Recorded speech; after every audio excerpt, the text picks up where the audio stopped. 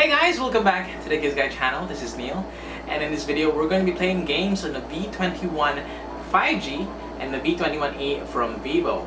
Now these two new phones just came out and we want to see how capable they are when playing games like Call of Duty and Genshin Impact.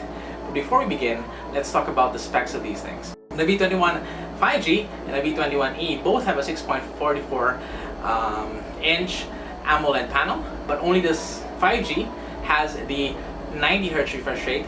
The V21e only has a 60Hz refresh rate panel. Both have 8GB of RAM and 128GB of storage. It can be extended up to an additional 3GB of RAM by borrowing from the internal storage. Both have 4000 mAh batteries and 33 watts fast charging. What is different is the SoC.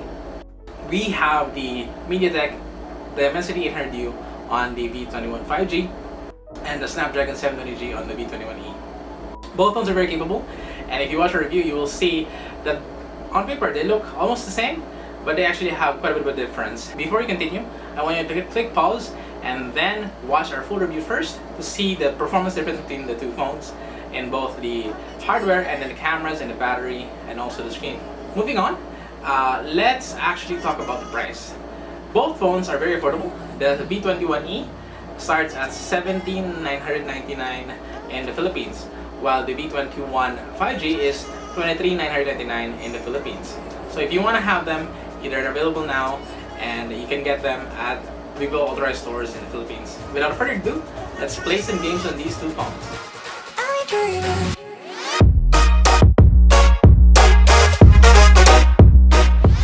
Okay guys, let's start with the V21e.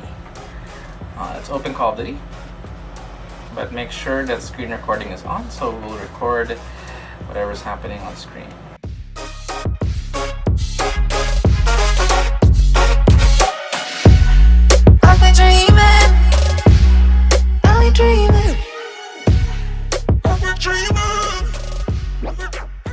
Alright guys, we won!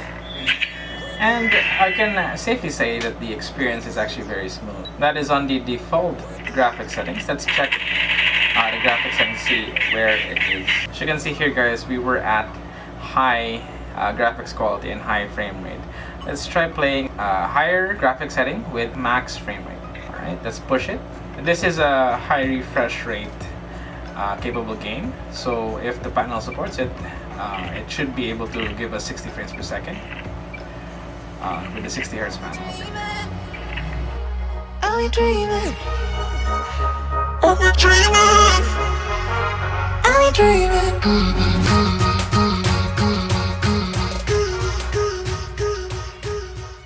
One thing that I noticed is that the speaker grill at the bottom can be covered by your hand if you're not careful, so the sound could be muffled. So you just have to be careful about not covering the speaker on the bottom side, guys. Otherwise, the experience is very smooth. As you can see here, the screen is also very responsive. It follows my fingers pretty well. And as you can see here guys, the experience was very smooth.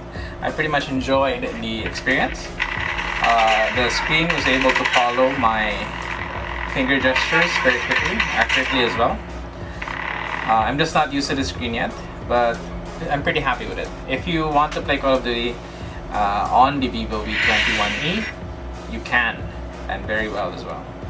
And with that max frame rate setting, I think that really helps. So let's now move on to Genshin Impact. Take note guys, we played several rounds of Call of Duty and now we're playing Genshin Impact. And surprisingly, the back of the V21e is not, it didn't even raise the temperature, I think. Maybe a little bit, a couple of degrees, but it's cool, and it's cool even though we played several games already. But we'll see, since Genshin Impact is one of the most demanding games you can install on your smartphone right now. Let's see how it does. But first, let's look at the graphics.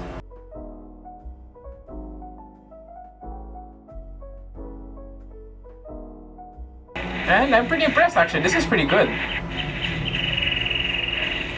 But for how long though? There is some texture pop-in, and we're experiencing some frame rate drops when objects load in the scene. But otherwise it's very playable. Now let's try looking for some enemies to fight and see if this changes when there is a lot of things happening inside the scene. Alright. We're getting a little bit of frame rate drops here.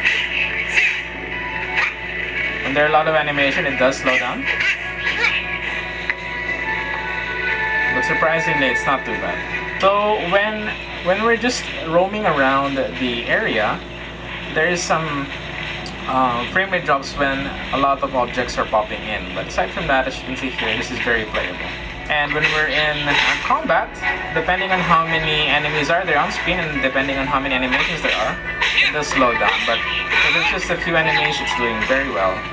I'm actually very surprised at how this phone is able to play this game very well, despite the circumstances. I'm actually very impressed, guys. We are nearing the 5-minute mark on overclocked and temperatures are still cool. I don't feel heat from the back of the phone. Again, you have to be careful of the bottom speaker. You might cover it up while playing. You do have a 3.5mm headphone jack for the V21e, so this is okay. We're nearing the 10-minute mark, guys, and so far it's the same story. There's just some frame rate drops when there is objects popping in, but overall the phone is still cool.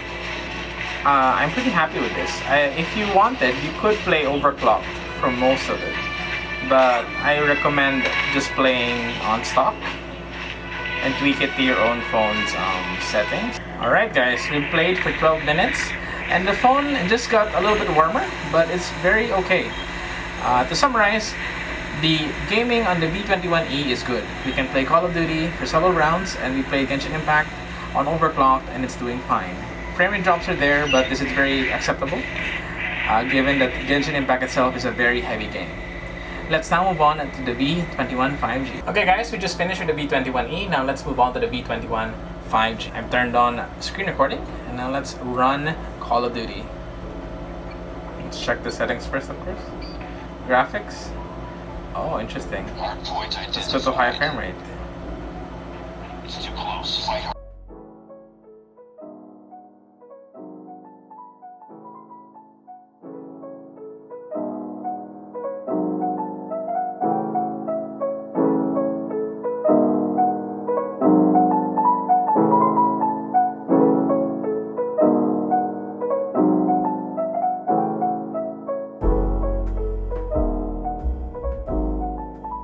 Alright guys, so far I'm having a great time playing Call of Duty on the V21 5G. It's a smoother experience compared to the V21e by a tiny margin.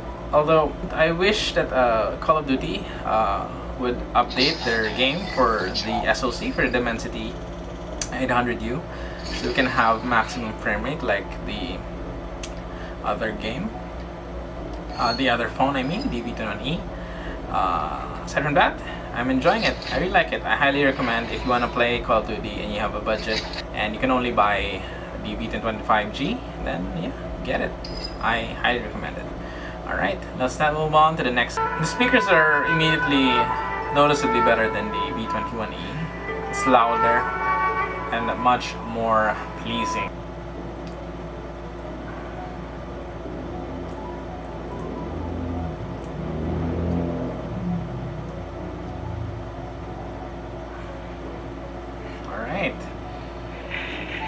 Let's just check our graphic settings first.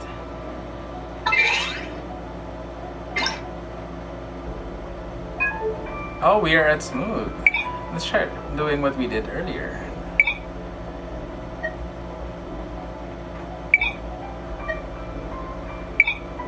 Let's try overclocked. Going to medium.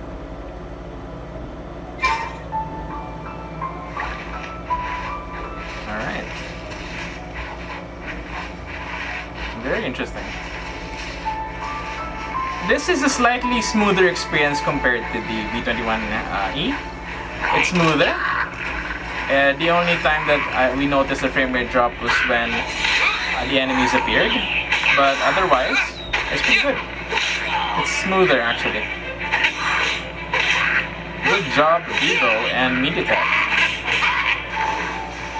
Again, the music and the soundtrack is amazing, and you can really hear it here.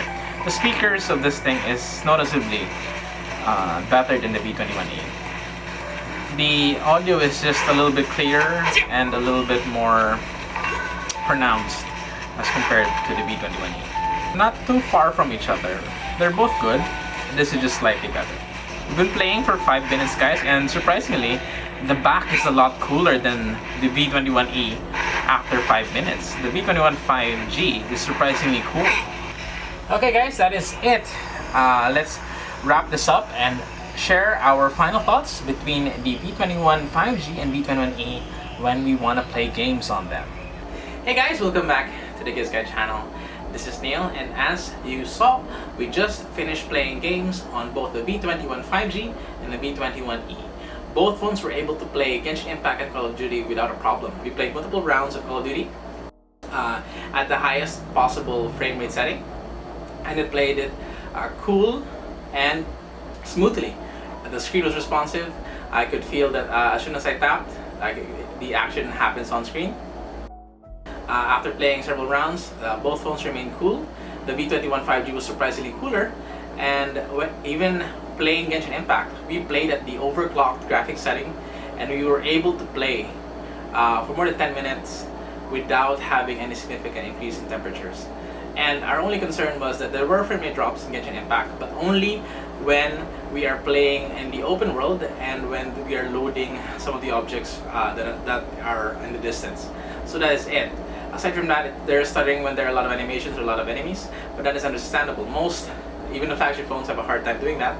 So we are very surprised that both the V21 5G and V21e were able to keep cool even after several minutes of gameplay. And if you have a problem with battery, you can always charge it right away. There's a 33 watt charger in the box. So guys, I hope you enjoyed this video. If you like this content, you may want to like and maybe subscribe to our YouTube channel. If you want to know more, you can visit us at GIZGUIDE.com or even message us at our socials at GIZGUIDEPH and Instagram, Facebook, Twitter, and TikTok. This has been Neil. I hope you enjoyed, and I'll see you guys in the next video. Bye-bye.